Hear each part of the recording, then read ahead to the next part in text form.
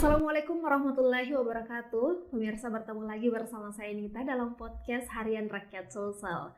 Hari ini kita ingin membahas tentang pendidikan teman-temannya. Telah hadir bersama kita di sini ada Bapak Muhammad Taufan Gunawan. Beliau adalah Kepala Inkubator Bisnis Kala Institute sekaligus dosen kewirausahaan juga di sana. Betul. Selamat datang Pak Taufan di Harian Rakyat Sulsel. Selamat menonton ya. Jadi untuk teman-teman mahasiswa, jadi semoga ini nanti bisa jadi insight buat mahasiswa yang ingin berwirausaha.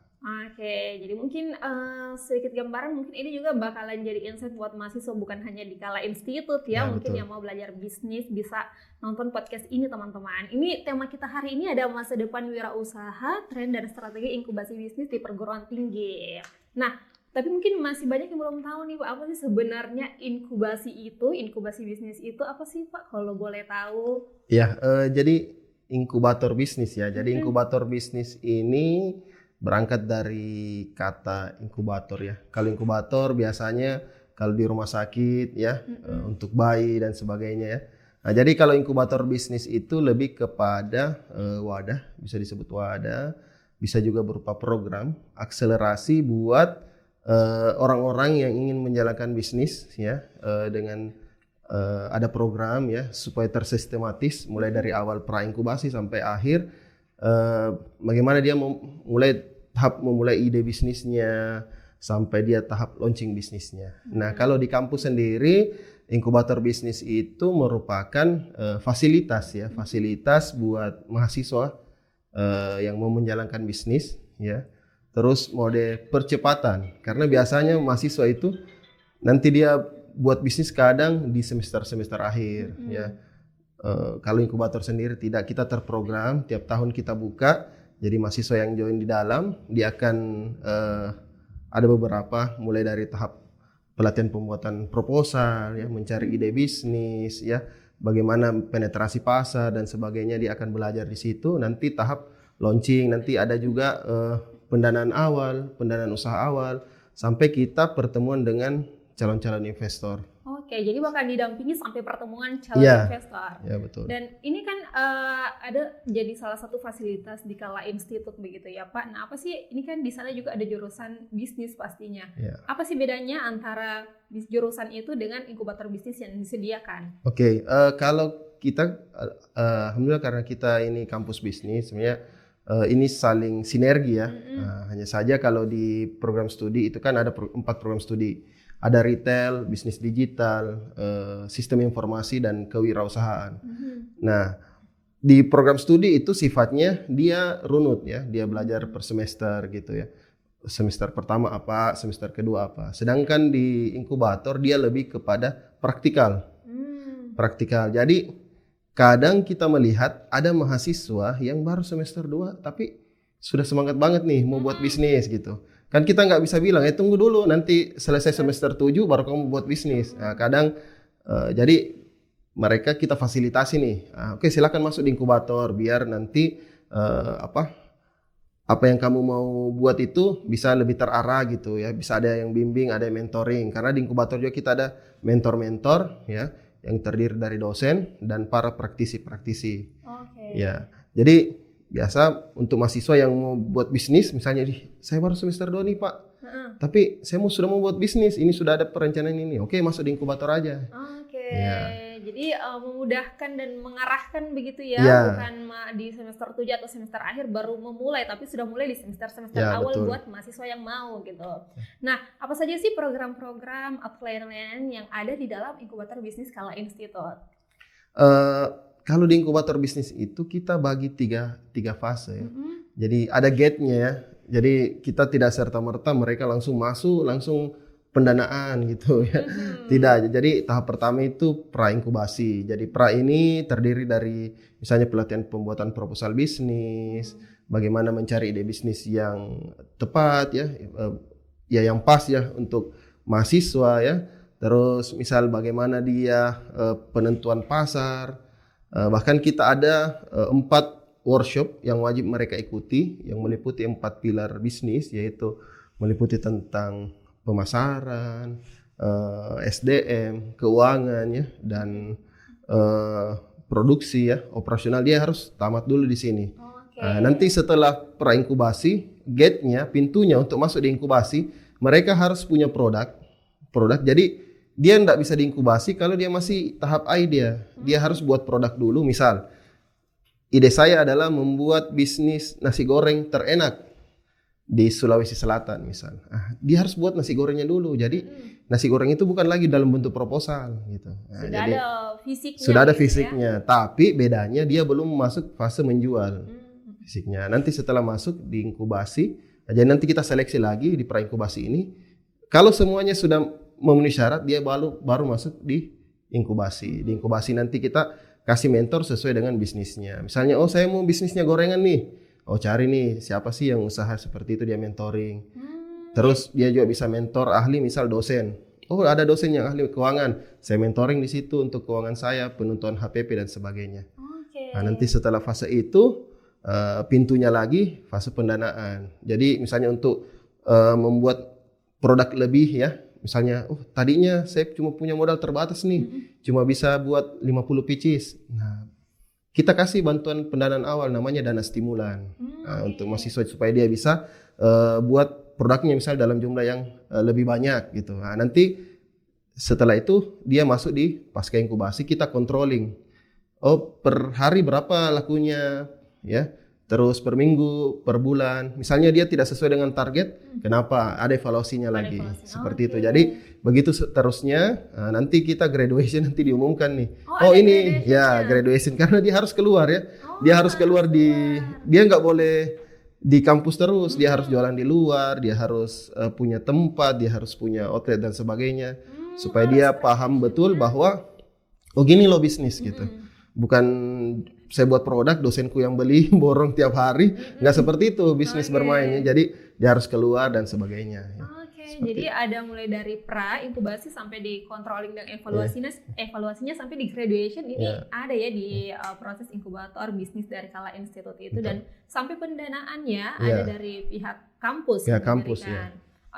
Nah untuk waktunya sendiri, ini apakah ada waktu tersendirinya atau yang penting kapan kita bisa lolos pra-inkubasi, terus masuk ke inkubasi itu sendiri, sampai akhirnya melakukan penjualan dan lain-lain. Apakah ada waktu-waktu tertentu yang memang disediakan atau yang penting bisa mulai tahap itu langsung pindah ke tahap berikutnya? Untuk saat ini insya Allah bulan depan kita resmi sudah running pra-inkubasi. Ya ini Rabu nanti kita ada opening untuk sosialisasi program. Nanti itu akan berjalan selama 3 bulan pra-inkubasi diselingi dengan workshop, ngobrol bisnis dengan para pengusaha sukses. Terus ada juga insight-insight dari senior-seniornya yang sudah jalankan bisnis. Kebetulan alhamdulillah ada beberapa mahasiswa kami yang sudah jalankan bisnis. Ya, terus nanti setelah 3 bulan ada camping dulu ya. Kita ada camping bisnis insyaallah. Di camping itu mereka nanti akan presentasikan produknya. Ini loh produk saya buat produk ini. Goalsnya seperti apa, saya mau besarnya bisnis saya seperti apa ke depan dan sebagainya. Dan ini juga seperti yang kakak tadi katakan bahwa diarahkan atau dipandu oleh mentor-mentor yang memang ahli di bidangnya ya. Jadi semua memang siapapun yang mau join mungkin bisnis apapun yang mereka akan geluti itu memang sudah disediakan mentor-mentor yang memang ahli di bidang itu atau bagaimana nih? Kebetulan kita ini ada 2 mentor ya, 2 tipe mentor. Mentor pertama ini dosen di internal Kala Institute, yang kebetulan alhamdulillah ya dosen-dosen di Kala Institute itu memang perpaduannya ada dosen, ada juga praktisi bisnis sebenarnya ya. Praktisi bisnis, terus backgroundnya kampus kan memang dari corporate besar ya, jadi pengetahuan bisnis itu insya Allah bisa langsung ditransfer langsung ke mahasiswa, mulai dari bagaimana menyusun operasionalnya dan keuangannya dan sebagainya. Kadang kalau mereka butuh mentor yang spesifik, misalnya saya mau usaha ini Kak, mau sharing-sharing atau mau dapat insight langsung dari usaha sendiri yang sudah sukses. Nah kita arahkan, kebetulan kalau kita juga punya kerjasama dengan beberapa komunitas dan organisasi pengusaha kayak TDA ya, kita sudah ada kerjasama, jadi bisa langsung dihubungkan. Misalnya saya ini mau usaha ini sama mirip dengan usahanya Kak ini gitu. Dihadirkan atau dihubungkan dihubungkan, bahkan kita fasilitasi bagaimana dia bisa ketemu ya. Seperti itu. Nanti kita buatkan formnya, nanti dia wajib isi bukti bahwa dia mentoring, itu harus ada tanda tangan. Jadi sama dokumentasi, nggak boleh asal saya sudah mentoring, ya. Tapi harus memang ada dokumentasinya. Ada laporannya ya. Karena kita harus kontrol, karena di inkubator bisnis kita harus mengukur nih, misalnya nanti mentoring ke berapa baru tingkat pencapaiannya itu bisa maksimal gitu.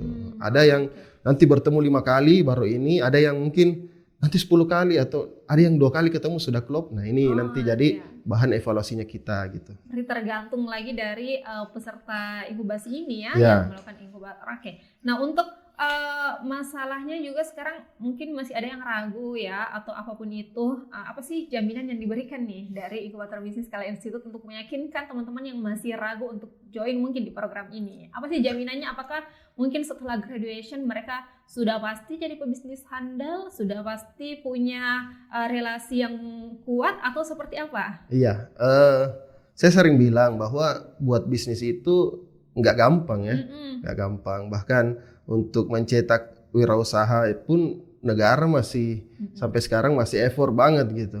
Ya, tapi saya bilang ke teman-teman mahasiswa ya bahwa tugas inkubator bisnis itu membawa kalian sampai ke depan pintu pengusaha sukses. Persoalan kalian mau masuk di pintu itu untuk jadi pengusaha itu di diri kalian. Jelas kita sudah bawa kalian mulai stepnya, step pertama sampai akhir graduation. Graduation artinya kalian siap nih masuk di pintu ini. Tergantung kalian mau masuknya sekarang atau nanti. Ya. Kalau masuknya sekarang peluangnya lebih besar karena istilahnya masih fresh lah ya, pengetahuannya, terus relasinya juga masih baru-baru nih sudah dibentuk gitu. Tapi kadang ada mahasiswa yang bilang nanti deh aku kerja dulu ngumpul modal gitu. Nah makanya kalau memastikan kita bilangnya seperti bahwa kita memperbesar kemungkinan sukses wirausaha. Jadi inkubator itu memperbesar kemungkinan usaha-usaha mahasiswa itu bisa sukses. Karena di luar sana banyak pengusaha-pengusaha itu bingung mau belajar di mana nih untuk belajar pemasaran, untuk keuangan. Bahkan tidak sedikit wirausaha muda itu harus mengeluarkan uang lebih banyak gitu untuk belajar. Sedangkan kita ini sudah kuliah, bisnis dan sebagainya. Kita mau lihat mahasiswa kita itu istilahnya sudah siap gitu untuk jadi tamat, tinggal milih nih lanjutkan usaha atau kerja dulu gitu. Seperti jadi itu. Mengantarkan ke pintu kesuksesan ya. Tinggal teman-teman mungkin yang mau buka pintu itu, yang mau masuk ke pintu itu, atau seperti apa. Betul. Yang penting kalau keluar dari Inkubator Bisnis Skala Institute sudah ada di depan pintu kesuksesan berbisnis ya, sudah siap dengan semuanya, sudah siap masuk di dunia wirausaha yang bahkan pendanaannya juga ya, mungkin masih banyak teman-teman yang masalah pendanaannya seperti yang kakak juga sebutkan tadi, bahwa mungkin bakalan ada mungkin yang cari modal dulu. Kalau di sini ada stimulan ya kak, yang ada pendanaan yang diberikan dari Inkubator Bisnis Skala Institute. Nah di kampus sendiri bagaimana tren dengan berwirausaha nih untuk mahasiswa-mahasiswa yang ada di sana? Kampus kita kan memang dikenal sebagai kampus dengan spesifikasi ya, spesialisasi mencetak wirausaha. Betul. Nah, ini tergambar dari 4 program studinya, manajemen retail, kewirausahaan, bisnis digital dan sistem informasi gitu. Nah, jadi saya selalu ngobrol nih sama mahasiswa gitu ya, bahwa kalau masih ada yang cita-citanya jadi dokter, coba deh tanya orang tuanya, atau mungkin orang tuanya selama ini masih doakan jadi dokter atau jadi polisi, mohon maaf, tolong deh tanya orang tuanya, tolong dirubah doanya Bu, doakan saya jadi pengusaha sukses karena saya sudah di kampus bisnis nih. Gitu. Jadi lebih fokus nih. Jadi istilahnya bukan cuma usahamu, tapi doa-doa di belakang ini sudah fokus doakan kamu jadi pengusaha gitu. Jadi terus kita mau ciptakan ekosistem atau lingkungan wirausaha yang mendukung untuk teman-teman mahasiswa. Kebetulan kampus kita ada di mall ya. Masuk mall langsung lihat bisnis ya. Bisnis ini gitu. Bahkan mungkin tidak tiap hari bahkan ya kita ada interaksi bisnis di situ ya. Entah belanja atau cuma melihat orang transaksi dan sebagainya. Bahkan banyak mahasiswa itu kuliahnya prakteknya ya kunjungi bisnis-bisnis yang ada di mall. Seperti itu. Jadi kita memang berupaya menghadirkan suasana atau lingkungan bisnis ya untuk mahasiswa sambil dia belajar gitu. Jadi tren-trennya itu kayak sangat mudah ya untuk menentukan, karena mungkin di kampusnya sendiri yang ada di dalam mall ini lebih mudah mungkin mengetahui ini bisnis ini gitu kan. Nah kalau di inkubator bisnis ini bagaimana mengarahkan gitu tren bisnis yang tren sekarang atau masih atau masih sesuai dengan zaman sekarang tanpa mengesampingkan minat dari mereka gitu yang mau berbisnis. Kan biasanya ada yang berbisnis sesuai minat, ada yang berbisnis kayak oh ini kayaknya keuntungannya tinggi begitu meskipun bukan sesuai minatnya. Ini bagaimana? Yang saya lihat ya dari kebetulan saya juga ini pelaku wirausaha sejak kuliah. Jadi saya wirausaha sejak 2010 pas kuliah sampai sekarang alhamdulillah ya jadi dosen juga sekaligus wirausaha. Jadi saya sekalian melihat ya bahwa tren wirausaha hari ini tuh ada 3 faktor yang mendasari, apalagi kalau melihat mahasiswa. Pertama, tren itu memang kebutuhan dalam artian dia butuh tambahan dana nih untuk kuliah gitu, atau misal untuk memenuhi kebutuhan jajan dan sebagainya gitu. Bahkan saya bilang di mahasiswa kadang saya survei nih kecil-kecilan uang jajannya. Mahasiswa kamu uang jajannya berapa sebulan sih? Ada yang bilang 3 juta, ada yang bilang 1,5, wah gitu ya. Tapi saya bilang, kalau uang jajanmu saja ya 3 juta nih dari orang tua misal, atau 1,5, kamu harus buat bisnis nih di atas ini. Kalau bisnismu omsetnya atau profitnya cuma 3 juta, ya pasti kamu ndak kerjakan, karena ini sama aja dengan yang dikasih orang tua. Jadi biasa bisnis masuk ya. Jadi biasa itu patokan pertama. Biasa ada yang buat bisnis mahasiswa karena kebutuhan, tambah uang kuliah atau bantu orang tua dan sebagainya. Terus yang kedua, tren. Nah, misal mahasiswa ini ada komunitas atau hobi. Kemarin ada komunitas mahasiswa kita itu hobi skateboard. Misalnya sekarang lagi tren lagi biliar ya, ada mahasiswa kita kemarin ikut lomba biliar. Ternyata disupport orang tuanya bikin nih usaha biliar lengkap dengan kafe gitu. Luar biasa gitu. Jadi ada yang seperti itu, dia minatnya, hobinya disupport, tambah support orang tua, jalan. Nah, yang ketiga ini biasanya ada mahasiswa yang buka usaha itu karena lomba atau event. Nah, ini kita nggak bisa pungkir, mungkin dari zamannya juga kakak ya. Kadang kita buat bisnis karena ada lomba nih. Misal lomba bisnis fashion, bukan nih proposalnya gitu. Nah, tapi saya bilang ini positifnya tetap besar gitu, karena kenapa? Biasa ada contoh mahasiswa memang purpose-nya lomba, tapi setelah lomba dia dapat inspirasi nih, wah ternyata ini menjanjikan loh untuk dikembangkan gitu. Akhirnya dia komitmen, ya dikembangkanlah usaha ini gitu. Jadi ada 3. Pertama kebutuhan, yang kedua itu hobi memang atau minat, yang ketiga itu memang untuk lomba gitu. Nah, jadi 3 ini yang kita lihat, nah kita kombinasikanlah, elaborasikanlah dalam penentuan misal ide-ide bisnis mahasiswa. Jadi bakalan diarahkan nanti bakalan disesuaikan ini kalian karena kebutuhan, lomba ataupun minat di inkubator bisnis ini. Nah, kalau kakak melihat sekarang apa sih tantangan dalam berwirausaha? Kita fokus yang secara umum dulu, baru kita ke mahasiswanya. Kalau kita melihat tantangan terbesar sekarang, sebenarnya kalau kan saya melihat dari sudut pandang dosen, pelaku bisnis ya, kebetulan saya juga di komunitas wirausaha. Pertama paket belajar ya. Paket belajar. Ya, kadang kita pengusaha itu karena omset misalnya sudah alhamdulillah dapat uang tiap bulan, kadang lupa untuk belajar. Misalnya tiba-tiba dapat masalah harus belajar nih, keluarin budget ekstra akhirnya untuk belajar belajar. Untuk level-level usaha-usaha yang sifatnya masih UMKM yang ke bawah, yang notabene istilahnya masih belum terlalu stabil ya. Nah, ini banyak di lingkungan kita ya, apalagi untuk di Sulawesi Selatan banyak sekali UMKM. Nah, itu biasa masalahnya di situ. Yang kedua, ekosistem kita belum berjalan baik gitu. Ekosistem ini termasuk media seperti ini. Alhamdulillah kita diundang hari ini bentuk support yang sangat besar sebenarnya untuk kampus, untuk usaha-usaha mahasiswa nantinya, bahwa media itu adalah teman paling mesra harusnya untuk pengusaha ya. Karena kenapa? Ya, kadang kalau ekosistem ini tidak dirawat dengan baik, ini bisnisnya tidak bisa tumbuh. Kadang bisnisnya jualannya sudah enak, baksonya, tapi tidak ada yang liput, tidak ada yang ini. Jadi orang tidak tahu gitu. Di satu sisi dia mau keluarkan budget pemasaran, dia nggak punya gitu. Nah, itu jadi ekosistem. Terus yang terakhir itu, yang ketiga leadershipnya sih, leadershipnya ya. Kebanyakan ya, termasuk kalau kita lihat di mahasiswa ya, memang betul-betul leadership ini diuji gitu. Saya sering bilang di mahasiswa gitu, pengusaha itu sebenarnya bukan proses menjadi kaya, tapi bagaimana kita tetap kaya Ini dua hal yang berbeda. Menjadi kaya atau tetap kaya. Nah, kalau menjadi kaya sudah, bingung gitu mau alokasikan uangnya kemana. Tapi kalau pengusaha itu ilmu untuk tetap kaya. Bagaimana kalau kamu kaya, kamu akan tetap kaya gitu. Nah, makanya nanti akan belajar tentang investasi, pengelolaan keuangan dan sebagainya ya. Kadang di mindsetnya mereka, ya saya punya pengusaha biar menjadi kaya gitu. Bagaimana cara aku dapat uang? Ya, padahal saya kadang survei kecil-kecilan. Kalau saya kasih kamu sekarang uang 10 juta itu kamu mau ngapain di 10 juta itu gitu? Apakah kamu membuat usaha? Atau kadang ada yang bilang, saya mau beli HP terbaru nih.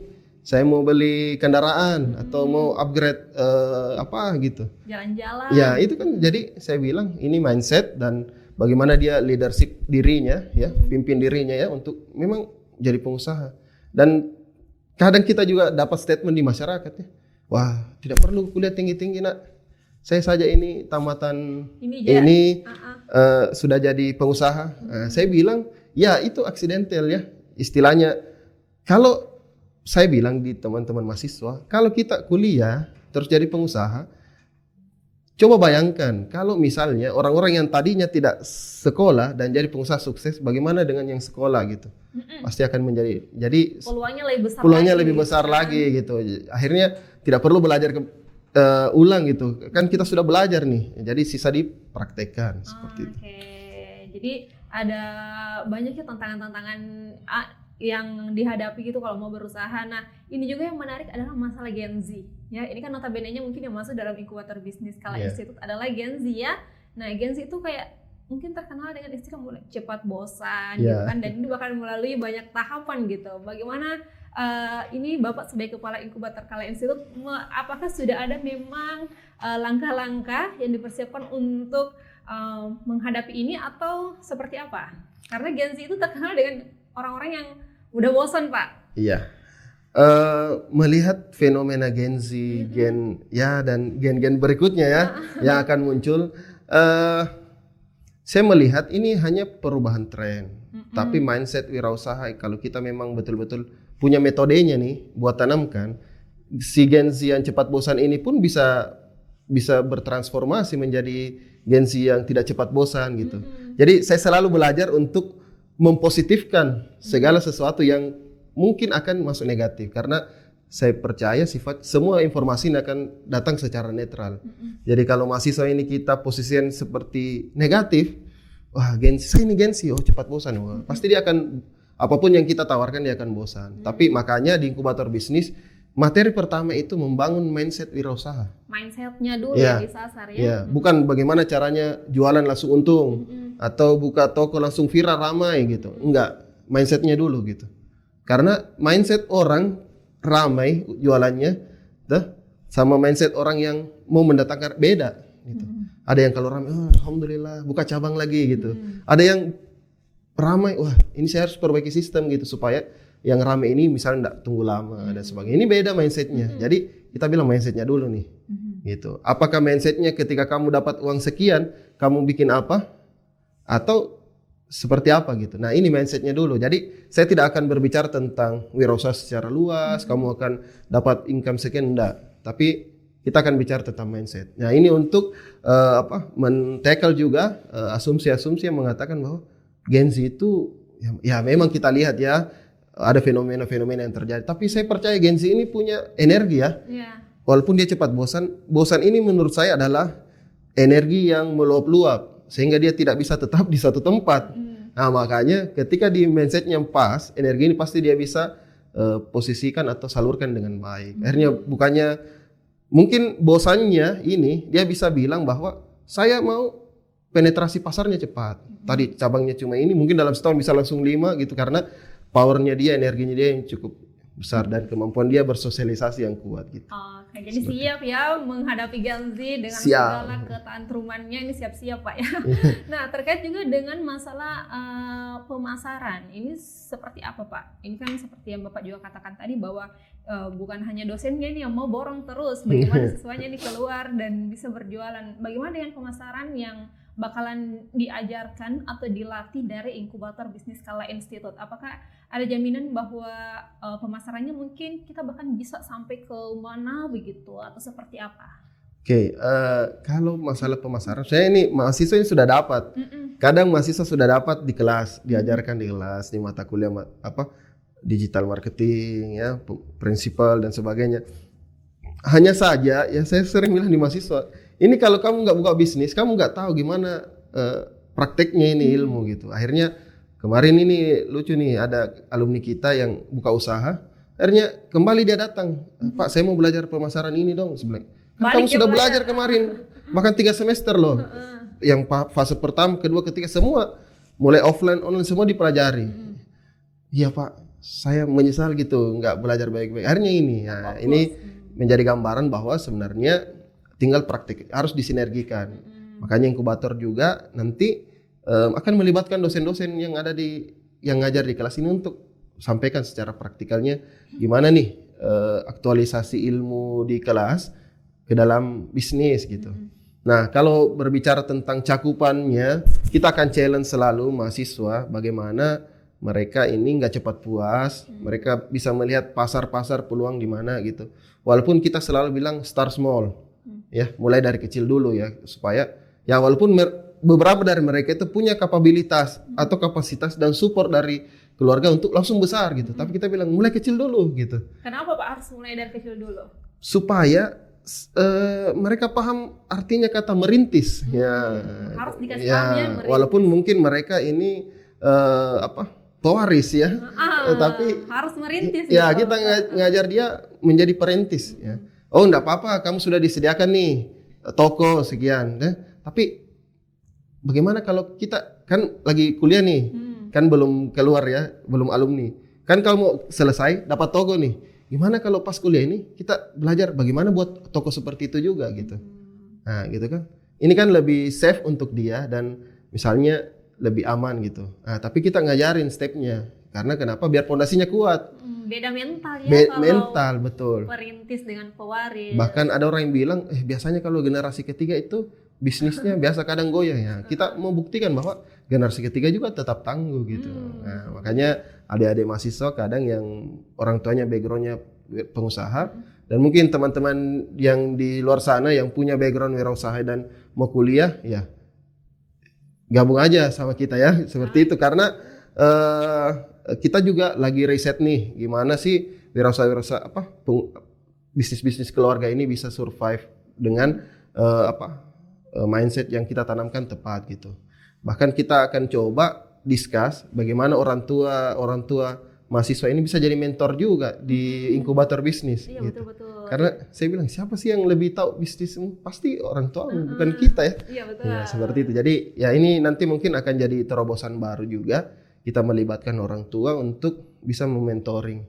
Ya. Jadi di tahap inkubator ini bakal melibatkan orang tua juga ya, bukan hanya mungkin mahasiswa itu sendiri ataupun mentor-mentor yang ada di dalamnya, dosen dan praktisi yang lainnya, tapi melibatkan orang tua ya, karena mungkin tergantung pengalaman dan kebiasaan lingkungannya untuk orang-orang yang mau berbisnis, mau berwirausaha. Jadi mentalnya ya, meskipun kalian pewaris di sini bakal dilatih jadi bagaimana caranya supaya tahu berarti merintis ya dari inkubator bisnis Skala Institute.